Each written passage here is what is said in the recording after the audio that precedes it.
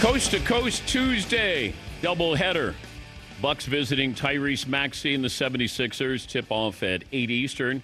Noah Eagle handles play-by-play with Reggie Miller. And Reggie's scheduled to be a guest on The Tonight Show on Thursday with Jimmy Fallon? Wait. Really? Really? Okay. I got the invite. I'm going to show up. What are you going to talk about? I think we are previewing and highlighting Sunday night basketball in America. You know, we are going to take that time slot now that football is coming to an end. Mm-hmm. Sunday night basketball is beginning with my good friend and the legendary Mike Tirico and Jamal Crawford. So three-man booth, and starting this Sunday, the Lakers versus the Knicks in my second home. Is everybody going to be available to play in that game? Well, I hope so. LeBron. Why do you think? What you mean? Because something blockbuster might happen? No. I'll get to that in a moment. I just want to make sure all hands. Like, I never assume everybody's playing in a game. Now it's unfortunate, but I hope that they do. Theodore, it's not unfortunate, but isn't it sad? Isn't it sad that you even have to think about that? I mean, we never thought about that back in the day. And I don't want to go down this route of what we did in my day, but it's sad that fans like yourself, because I consider you a fan of the game as well, that fans would even be like, well, who's going to be playing? Is everyone going to be available? You just didn't think about those things back in the day when you knew if someone had a legit injury, well, you knew they weren't playing. Yeah. But, you know, when there's 4 games in 5 nights, the availabilities of some stars, I don't know if you'll get them those 4 games in those 5 nights. But I don't know, like Giannis's injury, he's out 4 to 6. He's out tonight. Yeah. Giannis is not playing tonight. But like 4 to 6 weeks, is that? Does he play again for Milwaukee? That is, look, I've been kind of scratching my head. If you are a Bucks fan and you live in the state of Wisconsin, could you have seen Giannis's last game in a Bucks uniform? I hope not, but look, there seems to be writing on the wall. He's open to being traded.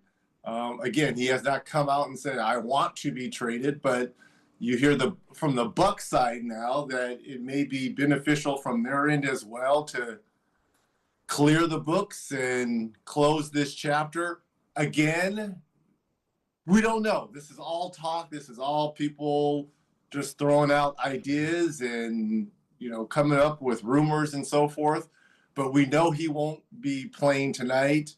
What we do believe, because Joel and Paul George didn't play in that thrilling loss last night for the Sixers versus the Hornets at one point. Oh, my God. Down 50 at the end of 3. I believe we will have Joel and Paul George in attendance tonight. Whoa, man, they got to make up the difference versus this undermanned Milwaukee team. We've been talking in a lot of analytics related to the Broncos' loss, and I'm curious when analytics came in to the NBA. I believe early to mid-2000s, I think. Right as I was basically retiring, I think people started to look at the stats more, 3 versus 2. That's when you started to get threes, free throws, and layups. And the mid-range game kind of started to become a little bit more obsolete. And you started to play more in space and pace. So I would say around 2005, 6, 7, and then it just kind of took off from there. Because you don't have to encourage somebody to take a 3 now, whereas when you were playing, you know, if somebody took 3 threes in a game or 4, that felt like a lot. Now you might do that in the first quarter. Funny question. Hall of Fame coach, arguably one of the best coaches I ever played for in Larry Brown. He used to look at me crazy when I was taking 5 to 7 threes during that run from 94 to when he left, I believe in 97, 98. Like, he jumped all on me because I was taking threes. I mean, he was like livid. I just wonder what he would think about in today's games where, I mean, and it's not so much, to me, it's who's taking the three. Yes. I mean, you've got centers, power, everyone's taking threes. It just is not the point guard or the shooting guards. It's, I mean, assistant coaches are taking threes now from the bench. Well, I go back to Rick Pitino at Providence when Billy Donovan was one of his players. Rick is one of the first coaches who ever embraced the three because he had a small lineup and he shot the three. And then I go back to Paul Westhead at Loyola Marymount. They were going to run you and they'll give you your two, but they're going to come down and shoot the three. Like, these are two legendary moments, coaching moments in history and how they've affected the game. I think we also have to throw Don Nelson in there as well. Run TMC, they were kind of ahead of their schedule with Chris Mullin, Mitch Richmond, Tim Hardaway, Sharunas Marshalonis. And also, he didn't have to have a big man either. He was the first coach who said, I don't need to have 6'11", 7-footer. My center can be 6'7". And they played small, and they tried to run you off the court. They tried to outscore you. And they didn't, I mean, they had some success, but not great success. And I don't think that really caught on in the 90s. But boy, has it come full circle now. When you look back at those Nelly teams and how they performed. And think about the success, you know, those teams had back in the Bay Area as well when they upset when Dallas was the #1 seed with Dirk and all that. And you had Baron Davis, Steven Jackson, Matty Barnes. Those teams came full circle. Reggie Miller on the call tonight at 8 Eastern. It'll be the Bucks visiting the 76ers. Mac McClung, no slam dunk contest. Why? No four-peat, right? That would be a four-peat for him. But what is holding up his schedule? Maybe he turned it down. Well, I'm going to guess that he did, but I mean, that's what you're known for. 3-time winner, was looking for a four-peat. Maybe he turned it down. Look, there's only so many dunks a human being can possibly do. And I give him credit because he saved the dunk contest the last few years. If you're not going to have big names, thank God, Matt, he brought the funk, as we call it, because he saved the dunk contest. But again, you and I have been down this road. I think the three-point competition has surpassed him because, I mean, everyone's counting in the arena. You just don't know in the dunk contest if a guy's going to make a dunk, how many attempts he gets. The luster comes off when he misses his first dunk. At least in the three-point competition, it's make or miss, and you know the number. Why can't we do and we've discussed this, that we have the old and the new in a three-point shooting contest where you have Del Curry and Steph Curry. You could be there with Klay Thompson. Or you and Halliburton if he was healthy. But, I mean, it'd be kind of fun to embrace the past and the present in a three-point shooting contest. I would be on board with that. Obviously, us old-timers would have to have some type of handicap, and let the current-day players, do the bigger role. But I would be on board with that because the last thing to ever leave, because you could get a Craig Hodges who can still shoot, Peja Stojakovic who can still shoot, Mark Price who can still shoot, the Steve Kerr can still shoot. I mean, it would be cool to kind of see some of these old timers and you pair them with the modern day three-point gunslingers. But I give you one rack, Reg. Like the old guys only have to do one rack, so you get to pick your spot. Hodges will be at the top of the key. You might be in the corner. Steve Kerr at the top of the key. Peja on the wing. And you just stand by your rack. We just do one rack. Yeah. We don't even have to move? No. Oh, man. Sign me up. What do you think? Oh, sign me up. I would do that in a heartbeat. Yes. Yes. Derrick Rose got his jersey retired. Is he going to the Hall of Fame? I would be surprised if he doesn't. He will be the only MVP not to be in the Hall of Fame. Man, if he didn't get hurt, is he a first ballot? I doubt he'll be first ballot, but he'll get in at some point.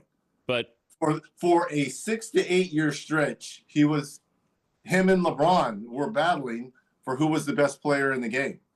And the youngest MVP, I would be surprised if at some point he's going to get in. All MVPs get in. Man, he was a thing. I've said this on numerous occasions when I first started on this side of the aisle and calling games. I would pay. I would have paid to watch him play. He was so electrifying, and his demeanor, because he wasn't one of those cocky kind of guys, but he exuded confidence, and it just permeated because he let the other guys. Because Joakim Noah was the guy who was like cocky and flashy, doing all the talking, and Luol Deng was quiet, kind of like D Rose. Coach Thibs just had those guys. Oh man, I would have paid money to watch Derrick Rose. He was that electrifying.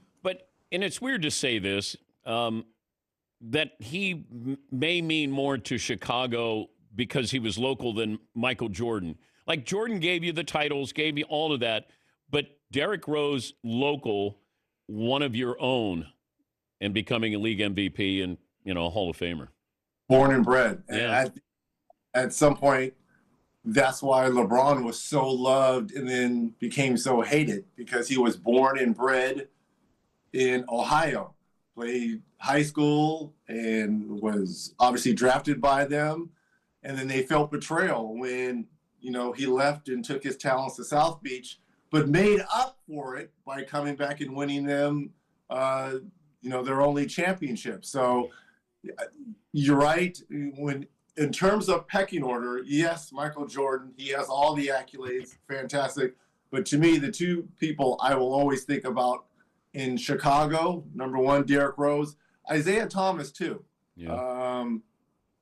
When you think of Chicago basketball, a lot of times his name doesn't get mentioned.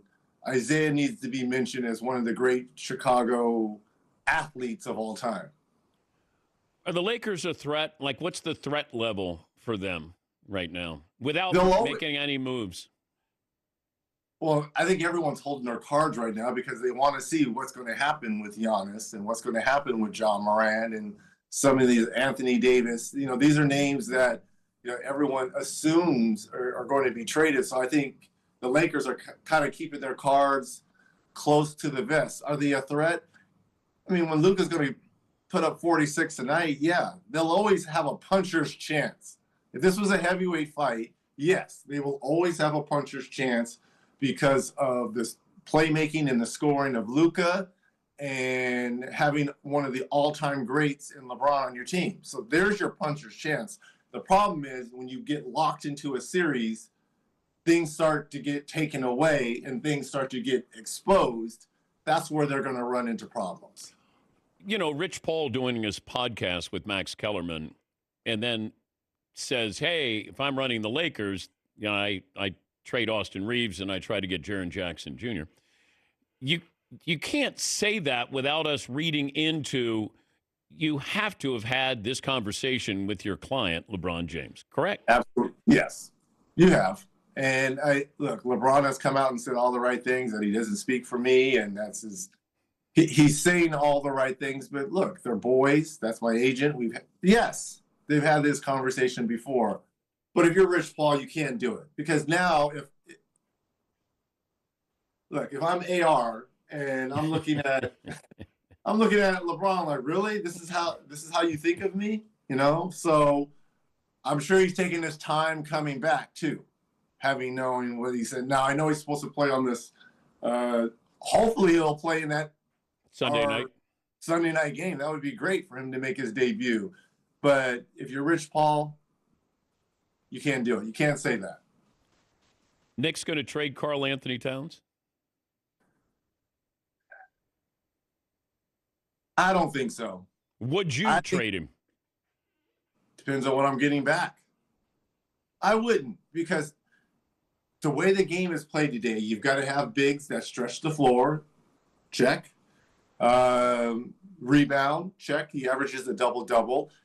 He's just got to, him and Mike Brown, Jalen Brunson, they've got to figure this out. And this is no fault to JB Brunson. But I think he's going to probably have to help bring Cat along here. Because it's just too night and day from what we saw just a year ago. 24-13, All-NBA, All-Star, and then just the struggles he's having this year. It's mind-blowing, and I think Brunson's going to have to help bring him along.